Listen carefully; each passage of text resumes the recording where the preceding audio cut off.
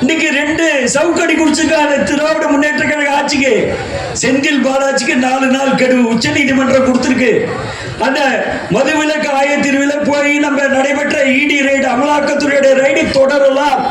அது தொடர்றதுக்குண்டான சாத்தியக்கூறு உண்டு. அதை தடுக்க முடியாதுன்னு கொடுத்திருக்கிறான். செந்தில் பாலாஜி நாங்க ஏப்ரல் 26ஆம் தேதி ரிலீஸ் பண்ணும் போது அமைச்சரவையில் இல்லை, எந்த சாட்சியும் கலைக்க மாட்டோம், மணி லாண்டரிங்க கலைக்க மாட்டோம். அந்த சூழ்நிலையில் தான் நாங்கள் வெளியே விட்டோம்.